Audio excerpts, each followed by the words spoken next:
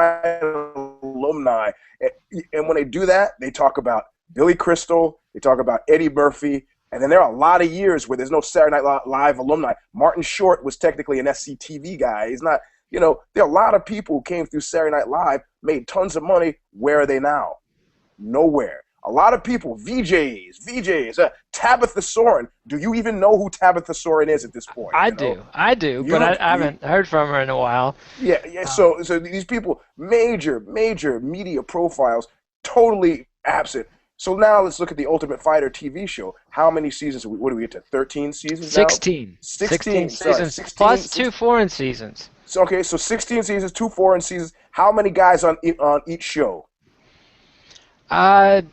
Between 32 and 16 generally. Right. Okay, so 32 times 16. Let's say 24 times 16 to even out the averages. 24, 16. Where are they now?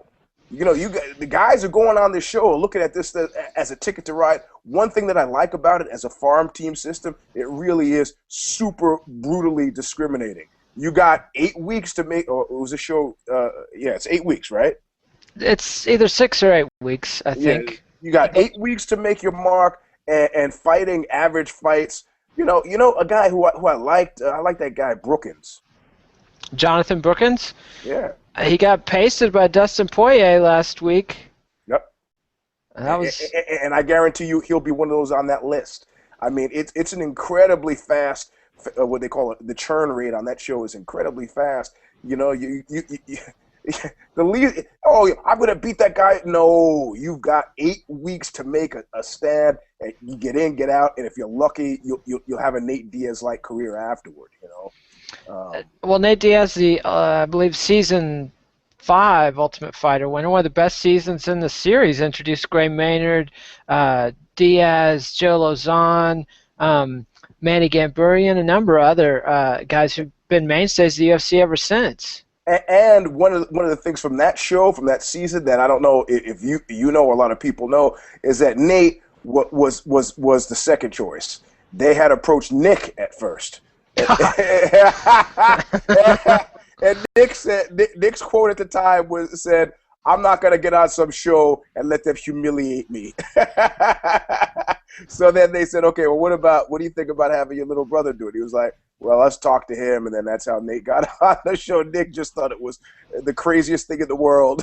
Well, it worked out for Nate. Ironically, the guy who came out of that season the worst was Parisian, who wasn't even a cast member on that show. He was a cousin of Manny Gamburian and came on and really embarrassed himself in a confrontation with Nate. You remember that one? Yeah, I do actually. Yeah, right. Well, and of course, I mean, that's Parisian's a sad story because he's also, taken a long ride to.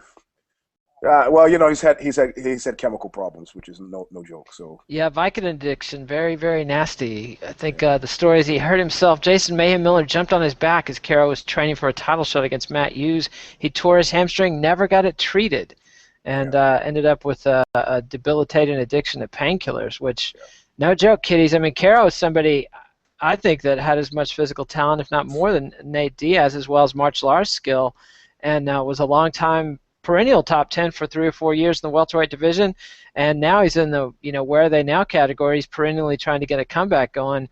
Not a pretty thing. Anything else to say? Inside the fence, there was some talk too about him having jettisoned his team, got rid of Gokor as maybe one of the causative agents, but kind of trying to make a parallel between that and Customato and Mike Tyson, but I don't know how close those guys ever were outside of being able to speak the same language. So. Really? I guess Caro learned quite a bit of judo before he trained with Gokor, but he trained with Gokor and Gene LeBell and those cats for a long time. His cousin Manny's still training with those guys. That's a tough team too, by the way. Tough team. Ronda Rousey's part of that clan. I think that it's one of the undersung families of mixed martial arts. The Gokor, Gene LeBell tradition. They brought a lot of judo to bear, a lot of grappling. Been a big influence on the sport. Hey man, and you remember Joe Charles, the first guy from that camp. Yes, get him, man. Get him, man. Charles. And the fact when I started like down this road of like I want to fight some pros, I want to test my skills. I told Todd Hester when Ultimate MMA used to be grappling, I'm gonna go over there and I'm gonna train with Judo G's and Levite. He goes, oh, they invited you? And I go, yeah. And they're like, he goes, don't go over there.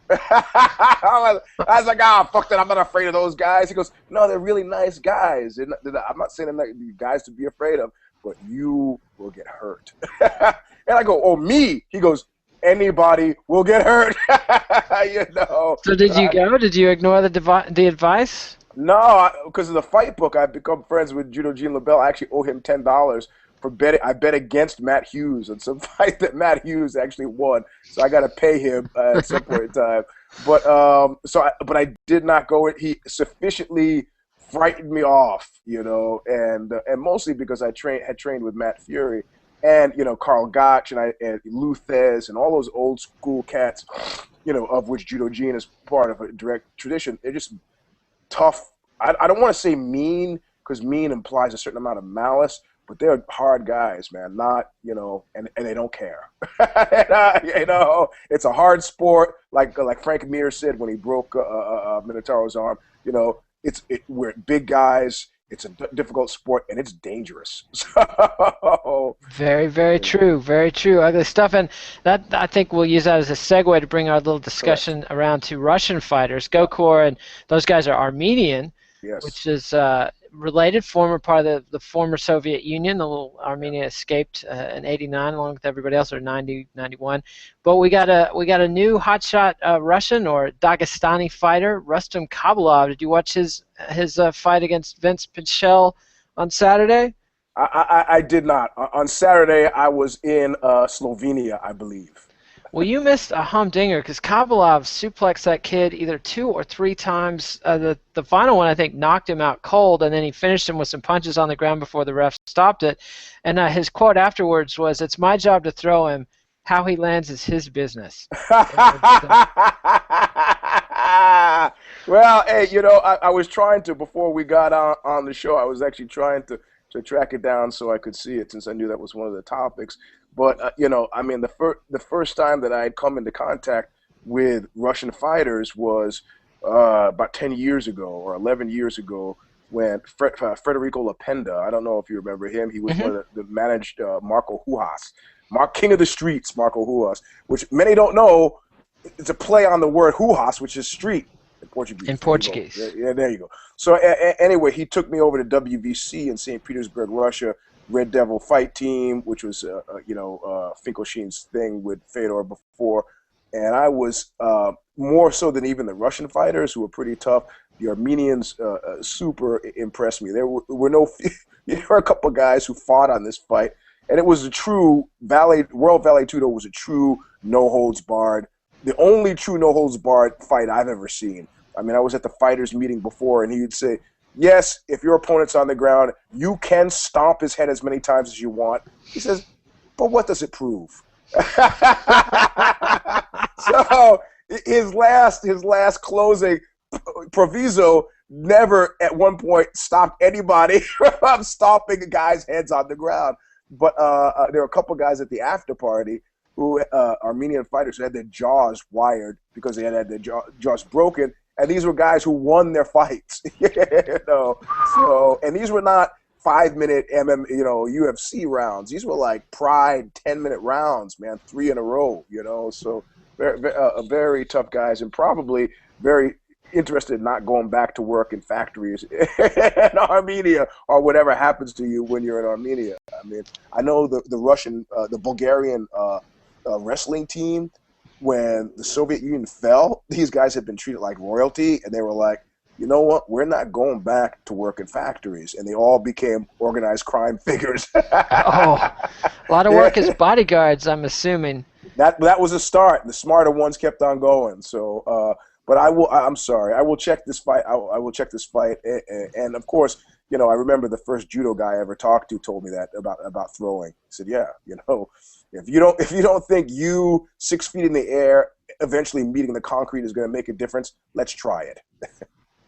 Ouch. Yeah, it was a pretty impressive debut for Kabalov. Goldberg kept calling him Hobby Lobby on the air. It was pretty confusing. But he definitely made an impression. The kid's training with Greg Jackson, and He is. Okay.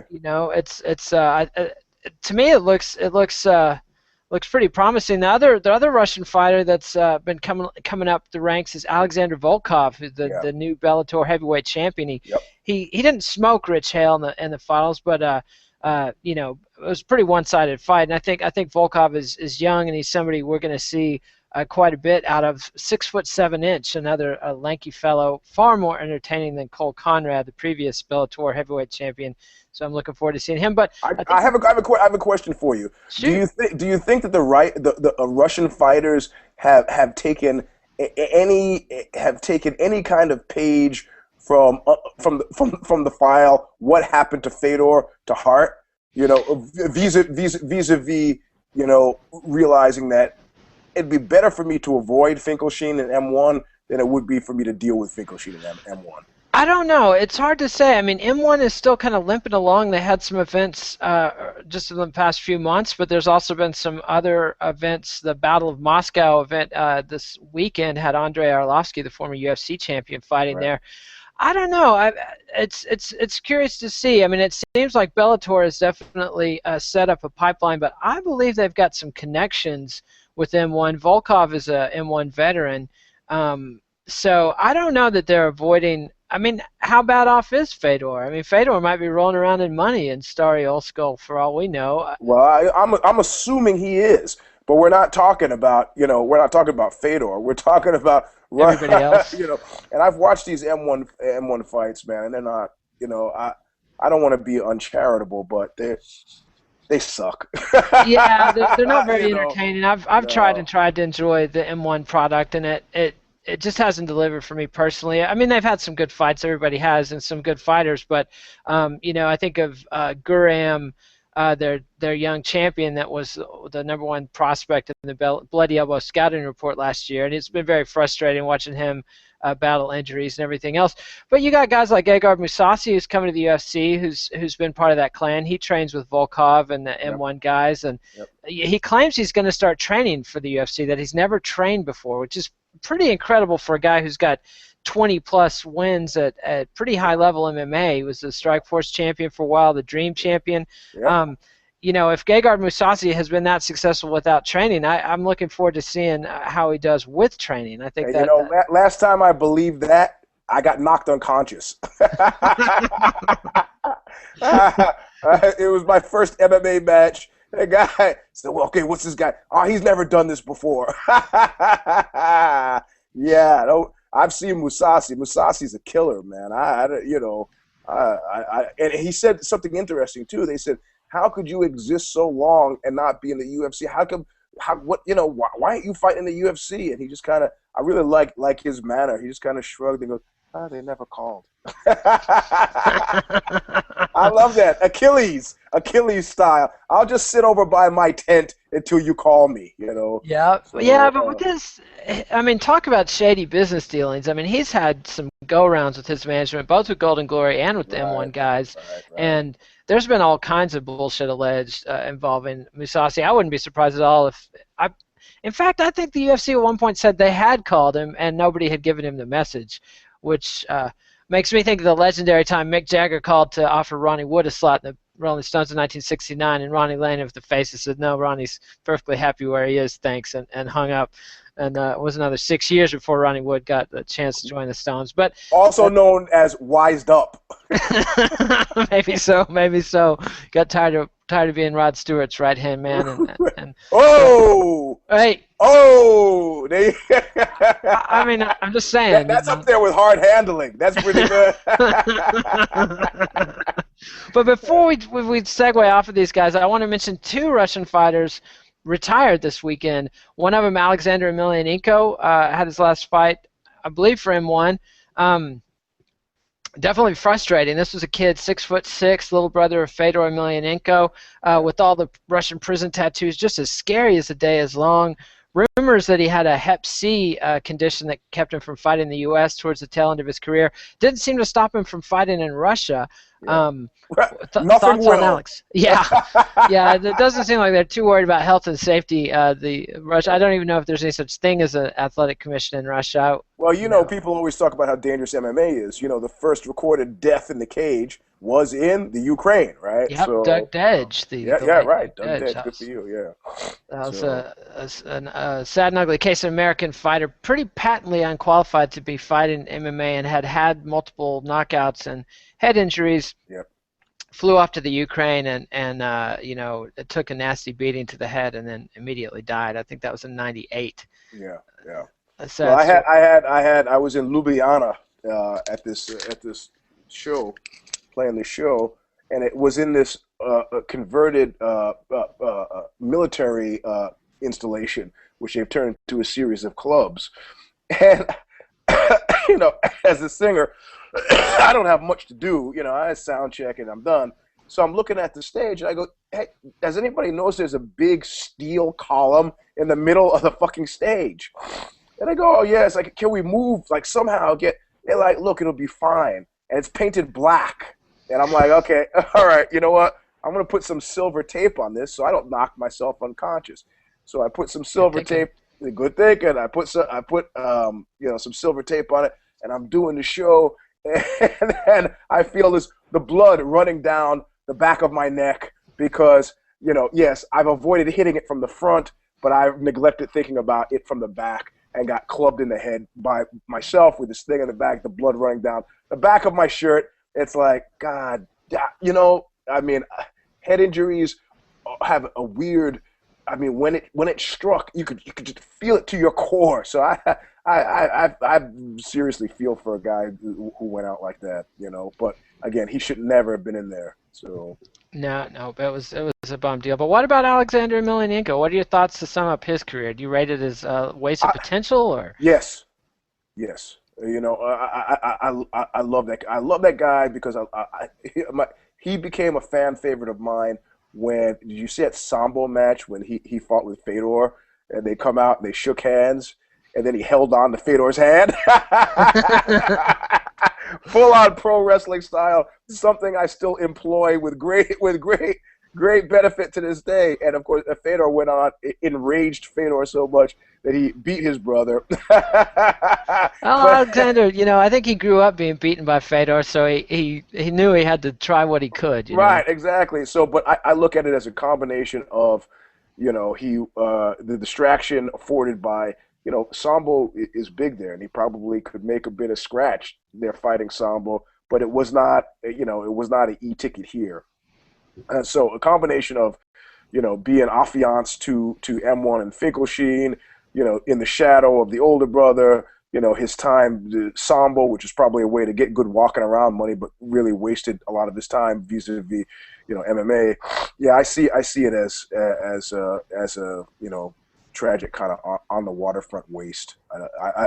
You will be hard pressed. There are a lot of brother teams, in MMA at this point where it sort of makes sense because, one guy is not really as talented as the other guy. And I'm not going to make the claim that Alexander was as talented as Fedor, but he should have been. He was up there, He was much bigger than Fedor. Fedor is 6 foot tops, and Alexander is 6'6", easy, with a long reach and really comfortable striking. And other than the time he got blitzed by Crow Cop, he really acquitted himself well in Pride, fighting at the highest levels of the sport. And no telling when if he was infected with Hep C. But something kept him from fighting in the U.S. Towards the end of his career, and it's just I wish him the best. I hope his health. I hope he doesn't have Hep C, and I hope because that's a nasty, chronic, ultimately fatal liver condition that. I lost. There's a guy who used to sing for that band, the Fuck Ups, died. Bob Noxious died a few years ago, and from Hep C, and he knew he had it. He said, New Year's Eve I'm gonna have a drink, and then he got sick, and the people at the hospital said, you know what? We told you not to drink, and you drank, and we have come to the conclusion that you're a chronic alcoholic. So you're off the list for a liver transplant, our suggestion is that you go home and say goodbye to your family. And that's just what he did and died. You know, they will give transplants to anybody except chronic alcoholics, unless you're David Crosby or, you know, Mickey Mantle. Yeah. Yeah, right. So those are the two that spring to mind. But so who knows? But yeah, I look at it as being a really it was a. I'm not spinning that any other way. I would have liked to have seen that guy fight some fights, but I mean, clearly there's something going on. Who was this cat? You'll remember his name. Okay, the Strikeforce Heavyweight Grand Prix, the Russian guy who fought Sergey Karatanov. I mean, that guy was an exciting fight. His first couple of fights in that Strikeforce in the heavyweight thing were I thought really exciting, and I felt like watching him. I go, where the hell's this guy been? And you can say that with like easily, you know, a baker's half dozen of Russian fighters. Yep. Karatanov, apparently he works with Golden Glory, and you know the UFC Zuffa had all those issues with Golden Glory where they essentially stole or liberated Alistair Overeem from the Golden Glory camp, fired everybody else from the camp, including Marlos Conan, the former Strikeforce champion, and Karatanov. You know, he fought in Strikeforce a couple times after that dispute, never fought with him again. Seems to be happy, you know, back in kickboxing, which is very frustrating because this is a guy that, I mean, I'd love to see Karatanov versus Matt Mitrione or Roy Nelson, for example. I mean, that would be fun doings in the UFC, but. You know, maybe they'll work it out.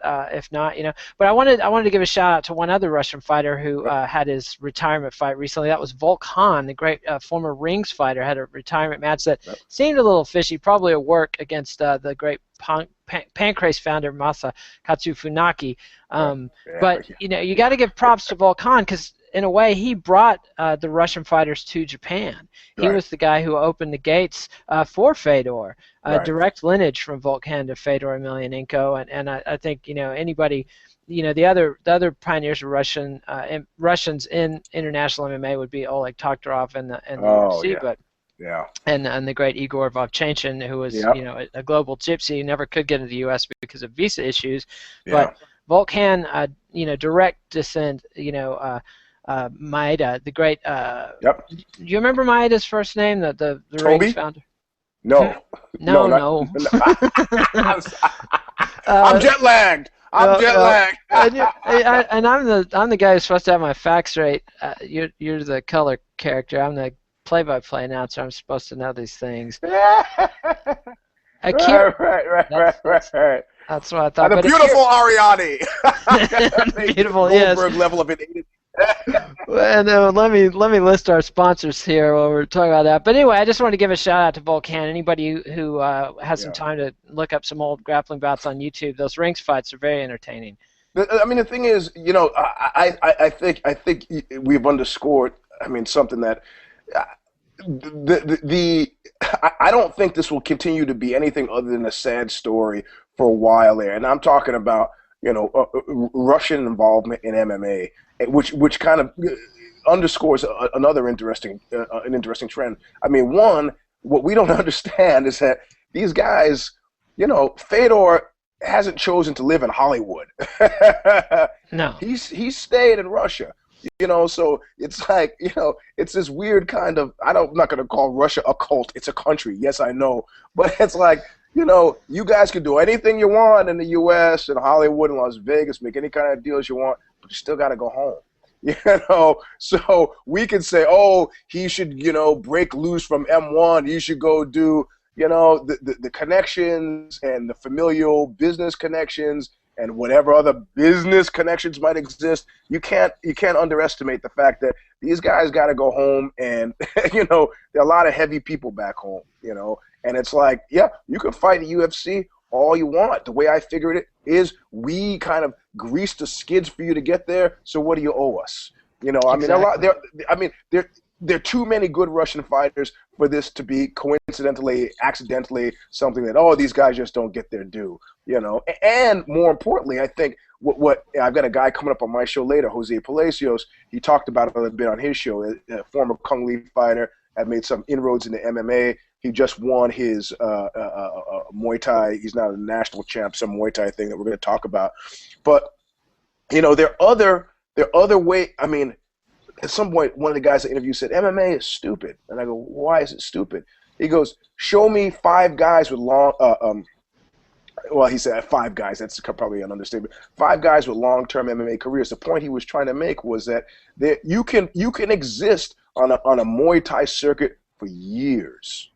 You know, okay, you're not making $80,000 a fight, but how many fighters in the UFC are making $80,000 a fight? And what he's saying is, yes, the purses are smaller, but you can get into a rotation and you can fight and fight and fight and fight, you know, and you can, and the training is not as hard. You know, you can fight in Thailand, you can fight in, you know, Southeast Asia. You can just fight and fight and fight.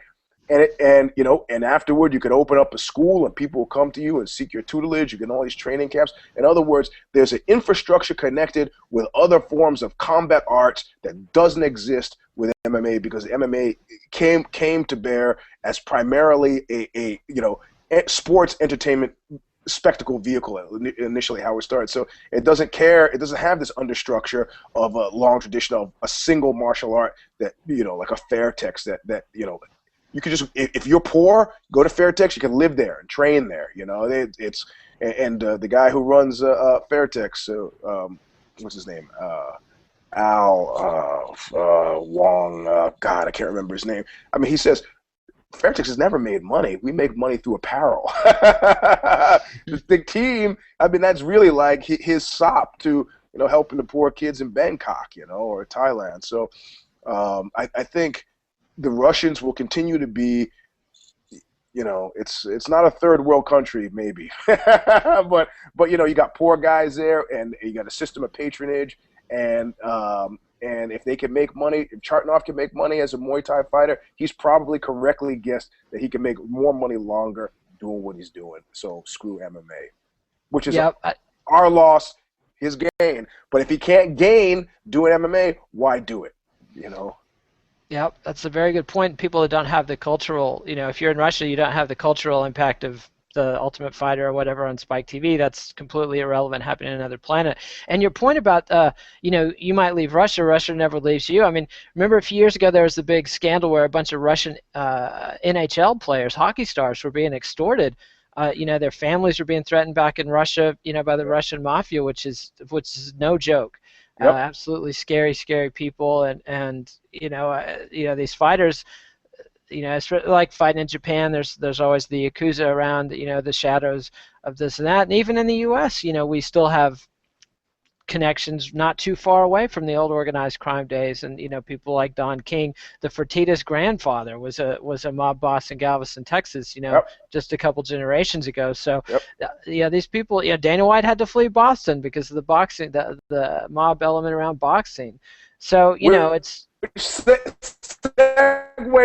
well, what we could go say, it was Whitey Bulger, whose right hand man Kevin Weeks, a whole chapter in my fight book. So, but no, true. I mean it. You know, it's a system. Some of the people I was traveling with on this tour were Italians, and they were talking about Sicily and about the mafia. And I said, well, really, is the mafia anything other than a codified business arrangement that sometimes involves killing?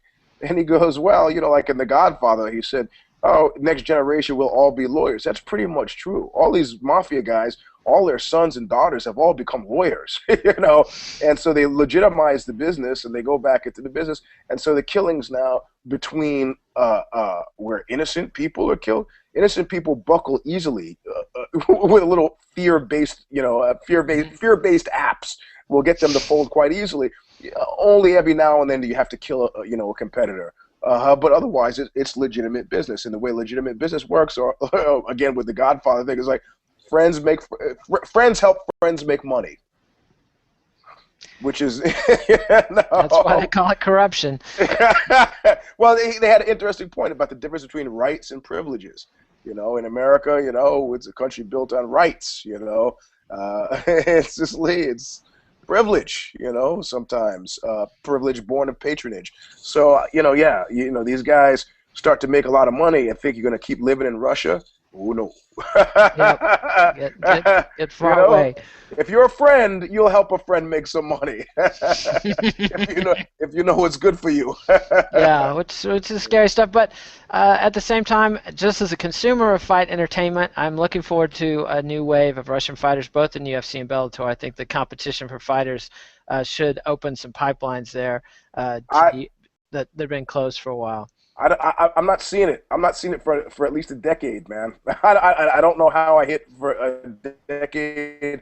I think that there's going to have to be a safe, secure pipeline because these guys train at fight teams and the fight teams are all funded and Red Devil fight. I mean, if a guy comes up on the circuit, it's rare that a guy could again like Obama's line about you didn't build this. There's no fighter that's going to be coming out of Russia of any kind of note that hasn't had some sort of help, It's true. It's true. There's got to So be a network and a pipeline, gyms, and the help regional that fighting. they pay for now is the help that they have to pay back later. So Yep, yep. and it's okay if you're okay with that. If you're really passionate about fighting, then that'll override your interest in having money to buy a sandwich. Well, they got to eat a certain amount to be able to train and function. That's true. But you can be a cup half empty guy. I'll be a cup half full. Some Russian fighters, we got a Bellator champion. We got an exciting debutante in the UFC. So, Yep. what more can we ask for? But let's turn our attention to the big time. UFC 155 coming up on December 29th on pay-per-view. We've got a rematch for the heavyweight title. Junior Dos Super Santos, exciting. a little over a year ago, robbed the title away from Cain Velasquez with a 64-second knockout punch. What do you think about this fight? Does Cain have a shot? Everybody, says they were both hurt in that first fight. Both guys, dueling torn knees and rotator cuffs and whatnot. But this time, everybody's supposedly coming in healthy. Who you got? I'm gonna have to go with a friend of Knuckle up here, and I'm gonna go with Velasquez again, man. He knows. What was that great line from Raging Bull? He goes, "You yourself don't know what you yourself just said." He knows what he himself just said. He knows exactly what he set himself up for. If Cain wins this, I mean, he's shooting for the moon. If he wins this, it's all his. The glory, everything, the Telemundo. That's right. The UFC is eager to push him in the Latin American media. Right, and they've been doing it. The Latin Grammys. I remember he was at the Latin Grammys. But more importantly, I mean, to the non extracurricular aspects of it, Cain has had this in his mind as an operating theory journey for the last 15, 16 years. This was always his plan to end up here. And unlike some of these other guys who start to play the percentages and they think, I are getting like him driving around in Land Rovers, this is all he ever wanted. If you told him, hey, Cain, you know what? Something happened financially, we can't really pay you anything for this fight, he would do it anyway. He is. I mean, this is a do-or-die situation for a guy who fully comprehends that it's a do-or-die situation and doesn't give a shit, I mean, he came in this to prove to the world that he was the best, and that's what this is about, I think the last fight, he actually wasn't ready, He'd come off the surgery. That's not the first fight you want to do coming off the surgery. I thought it was ill-advised at the time. I thought he might get lucky, and it was ill-advised at the time. But I guarantee you now luck has nothing to do with it. We are going to find out who the better fighter is. And I happen to think that, strangely enough, that it's Cain Velasquez. Let me explain why.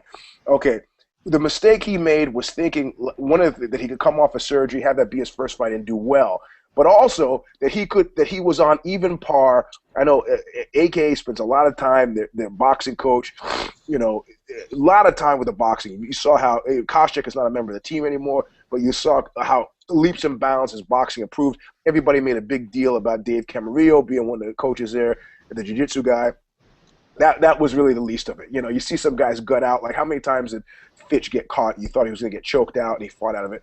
I credit Dave Camarillo with just the gutsiness, but their stand-up guy is a hard old school boxer, undersung. The guy's not out for glory, just wants these guys to fight. Daniel Cormier started as a wrestler. You see his boxing has come up by leaps and bounds. So I think Cain thought, you know, I can go toe for toe with this guy. I don't think he thinks that anymore. I think he's learned a painful lesson. I think he learned the lesson. So I think, okay, so now let's look at the picture. How we've seen Dos Santos avoid the shot, but we haven't seen him avoid the shot from a guy like Vasquez. Because Vasquez, he didn't do it last time. He didn't try. He didn't lean on his wrestling as a way to deal with this guy. And I haven't seen enough of Dos Santos on the ground that made me feel comfortable about his ground skills. I haven't seen it. Well, what we have seen from Dos Santos, though, is an incredible sprawl, an ability to get back on his feet, ability to push off the fence when he's been backed up into it. So I got to go with what I've seen. I got to go with Dos Santos because the boxing is probably the best boxing in MMA, maybe the best boxing in MMA history. The wrestling defense is excellent so far. It's been impregnable. And, I just got to go with the guy who won the first time. And I do think Cain can fight a different fight. I mean, but at the same time, you got to start the fight standing. And if you can't establish some striking game, it's very hard to establish a takedown. It's just like football. Unless you're, using the Bill Walsh system, you got to establish the run to set up the pass. And I think you got to set up the threat that you can at least hang, and that you're not scared to be trading punches. That you got your onions up and your. I have two words for you: Couture and Tony. So you're saying a long shot for the single leg from way outside. Way outside, a low single, I mean, we all kind of went to that fight. Randy, I don't know if you remember, my first time I saw Randy was on the cover of Grappling magazine, and he was wearing boxing gloves, if I remember correctly. Mm-hmm. Former Golden Gloves boxer. Exactly. That US was his big competitive boxing too. Exactly. That was his big thing, that he was a boxer. Out wrestling was something, because boxing had still was more romantic and interesting than wrestling to people was at that time.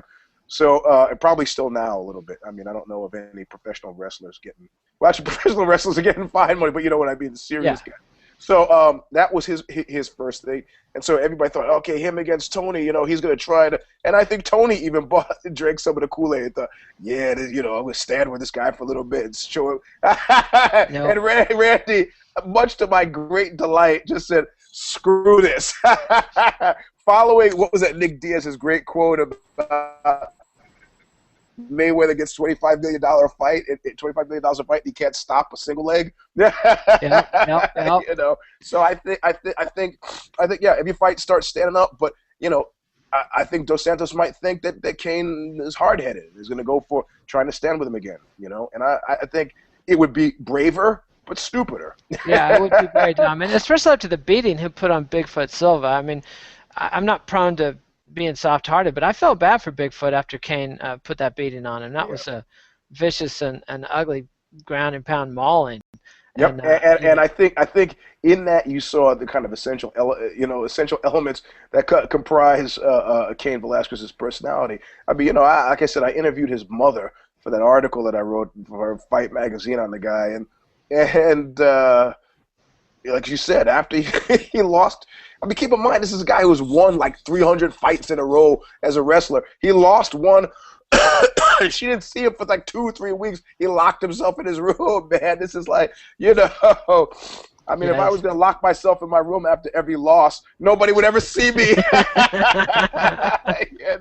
So, I mean, this is a cat who, I mean, this is what he wants. This is what he's going to get. And I think, if we're lucky, I mean, from Dos Santos' point of view, I would seek to duplicate what happened last time. I was, screw it. I'm gonna do this I'm gonna do you exactly the same way I did you before to show you how supremely well talented my stand-up is. But I don't think he's gonna get a chance to do that. I think it's gonna be a tough, hard fight. And in the end, I'm seeing Velasquez pulling out. I mean, if it's anything other than a stand-up fight, I got to go with Velasquez on it. I mean, like I said, against Bigfoot, you saw he's angry, he's mean, he's driven, he's got the ground skill. I mean, you're not going to be just training with a wrestler for a few months and then think you're going to be okay against Cain Velasquez. No more than Cain should have thought going into the first one that he was going to work with the boxing coach and be able to, okay, I can hang. No. Yeah, there's a great deal of asymmetry in this fight, and I'm hoping for asymmetry. I'm hoping for a good fight, though. I think that these guys are both excellent fighters. Both of them are champions. Yep. Top of the food chain athletes. Yep. Both focused mentally, prepared physically, very skilled, very well-rounded. I think they both have a lot of tricks we haven't seen, and I'd like Yep. to see them test each other. I'd like to see this go into 4 or 5 rounds. I always root for the definitive conclusion. But sometimes a decision is more satisfying than a finish if it's a fight that's just gone everywhere a fight can go, and that's what I'm hoping for, is a nice long fight where we can see a lot of heart and a lot of skill from both these guys, and both guys can show off what they're really made of. And Also, let's think back a bit. I don't remember what the lines were, but when Kane fought Brock Lesnar, what I do remember from when Kane fought Brock Lesnar was Joe Rogan's insane hyperbolic commentary about Lesnar, having bodies buried in his front yard. And, I don't know that people thought he had a chance there, but he very clearly had and there's this, I think, again, he was listed in like MMA most powerful people. He was listed in the top 20. But I think actually Javier Mendez is slightly unsung. One of his fighters said, if I listen to Javier, I win. If I don't listen to Javier, I don't win. So I think he's a pretty sage, analyst in regards to, fight, how it's approached, how you pull it out, the whole bit. You certainly can't argue with the decade of success he's enjoyed at the American Kickboxing Academy. Some fighters, Josh Koscheck and Frank Shamrock, have had falling out with him, but the guys built this gym. He's the main man, the guy with the name on his door and the name on the deed for the gym, and you can't argue with success. The guy has been extremely successful, and Yep. The only gap in his resume for a long time was not having a UFC title. I'm sure he wants to get that belt back as much as Kane does. Yeah. And he is. The thing with that's exactly right. Javier is not a short termer. He's been, his first fighter, I think, who was an MMA guy, was Brian the Fury Johnston, who we mentioned before. So he's been doing this a long time. Has had it was a weird fight team for a while because it had temperamentally, it was like the Oakland Raiders for a little bit, but the old Oakland Raiders, but he's what success breeds confidence breeds success. I think with a few legitimate champions under the belt, they actually kind of smoothed out the emotional weirdness. It got to be a much better place. I think Koscheck, I think if he would burn the building down with Javier in it. Yeah. Oh, Josh Koscheck. I think that he didn't feel like he was getting his due, and at one point I interviewed Javier about it. He said what you just said. My name was on the door. You don't like it, you leave. And that's I think what Koscheck eventually decided to do, to go back to Fresno. But I think that being said, I think Kane, it's just it's American Kickboxing Academy, but because of the heavy duty infusion of wrestlers, like we were talking about before, these guys go into their training, they just hit it hard, and that kind of explains why like a guy like Josh Thompson has weathered the injuries, because he's a small guy, but he's going with big guys, and they like what you see at wrestling practice, it's just hard, man. It's not this kind of flow, mellow thing. They fight hard, they train hard. And I think it'll be a really good referendum on kind of Brazil versus the U.S. in terms of training methods, methodologies, approaches to the fight, the fighters themselves. It's going to be a great fight.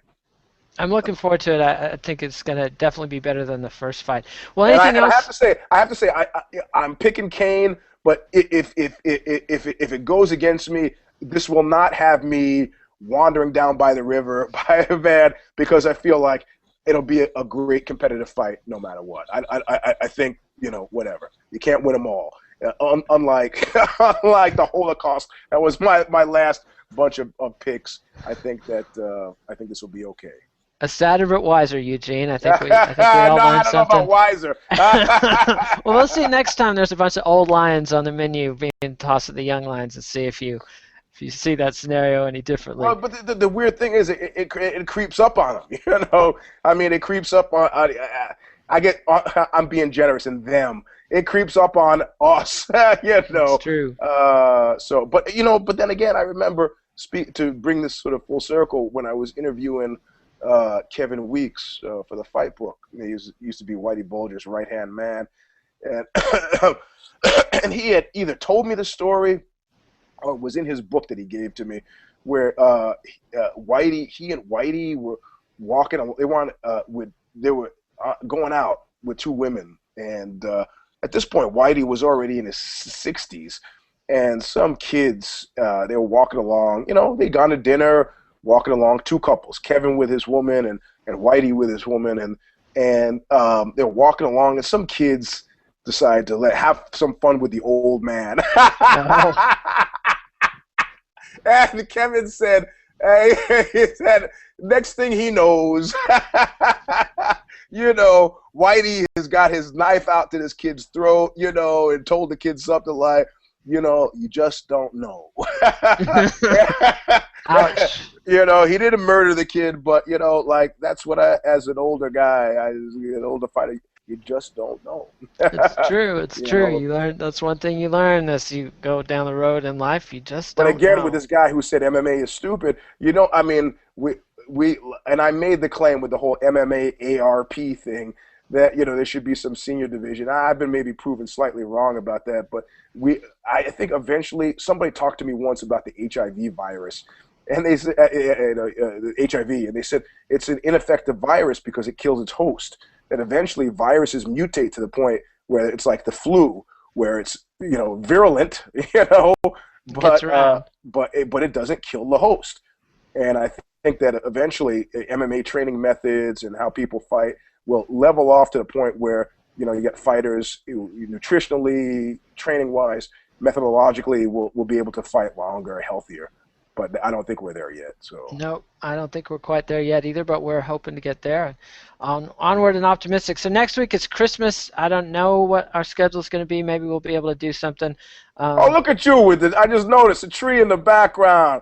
I got a 4-year-old, man. We gotta do this stuff proper. Right. You know, little kids. It's, you know, this is the first Christmas tree I've had in my house in many, many years. Yeah. You gotta, you know, and you gotta dress up in a suit too, and break into your neighbors' houses or something.